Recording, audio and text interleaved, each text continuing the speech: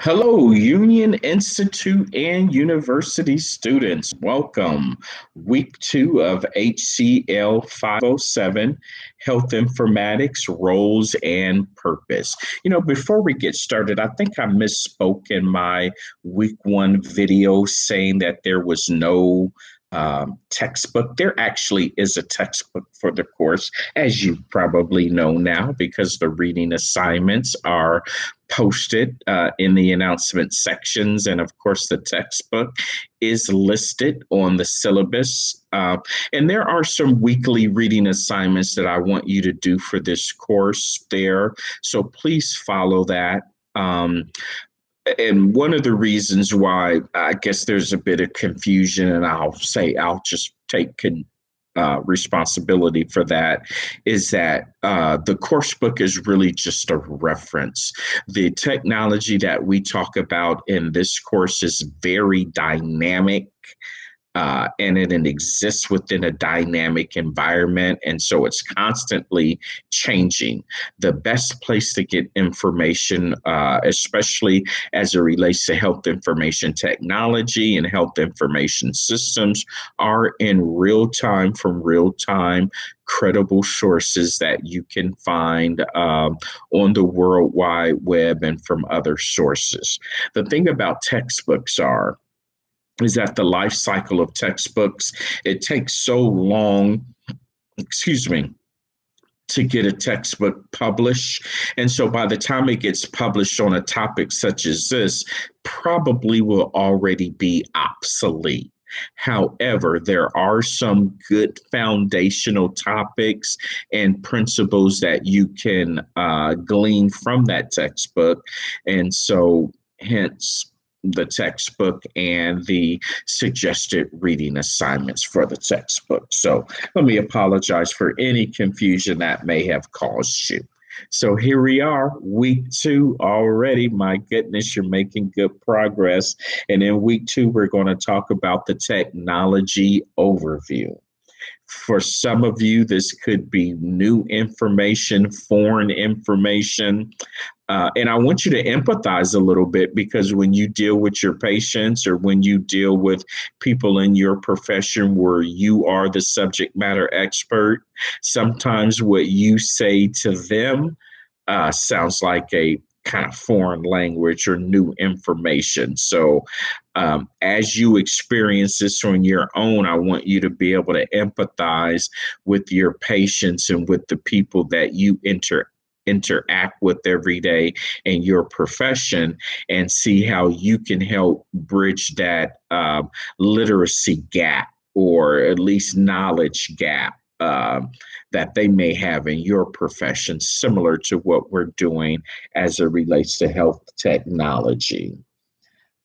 And so what you're going to do here in this week is we're going to gain valuable experience with electronic health records.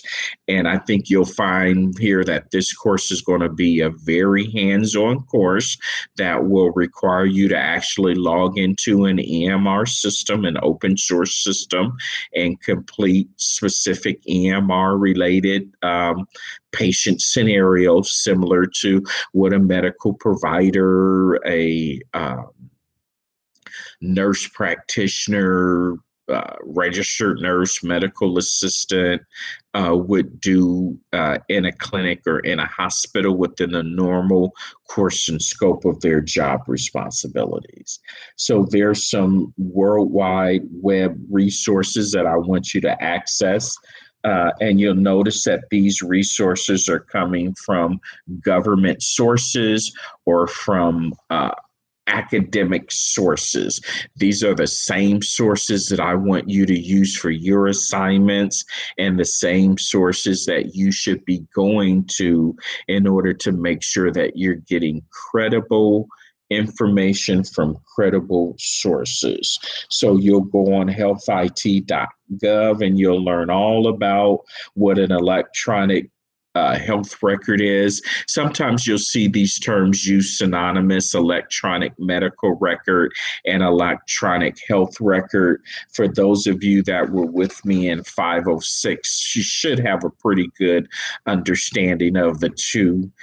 They really are the exact same thing. Once upon a time, there was a distinction, but I don't know that that distinction is legitimate anymore. You'll also learn about a health information exchange and a personal health record. Um, those are external to EHRs, but the information contained in the EHR, if it's patient information, it can be sent directly to the personal health record of that patient. But let's say in this case, it isn't going to the patient, it's going to a centralized data repository, also known as a health information exchange. The information from the EHR goes to the HIE. And so if there's ever any medical providers that need to get access to that patient record, then they could query the HIE and then download the patient record directly into their EHR system. Using a lot of acronyms right there, I know, but read and review the material and you'll start to get a good understanding of it. And what it does is it lays the foundation for what we're going to do starting in week 3 and in subsequent weeks, which will be your hands-on experience in an EHR system. There's a couple videos there that are coming directly from PBS that I want you to view this week. And then finally, I want you to write a 1 to 2 page summary of electronic health records from the PBS video, and then make sure that you have a reference page with that. And then finally, in week 2, you are going to complete 4 patient charting scenarios. So you will see the link to the electronic health record and how you log on to the health record and the course materials. You'll also find the patient scenarios in the course materials. I don't think there's a way that you can save the information in the EHR. And so you'll probably have to do some screenshots, or perhaps you can download a clinical summary as proof that you completed the patient scenario. So I'm not looking for perfection. I'm not looking for anything specific other than the fact that you have logged on to the system, that you have attempted to enter the data, and that you're giving me some type of an output that you have indeed completed those patient scenarios. So if possible, don't get too stressed out about it. I know it isn't, maybe it isn't as fluid as you would want it to be, but we are in a learning environment. And so just do your best, and I'm sure everything will be fine. As normal, my office hours are Monday through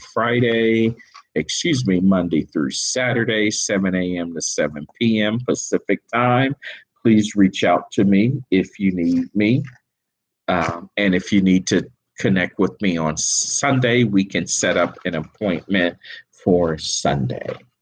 So I think that's it for week 2. Good luck. I'm here to support you and look forward to an engaging week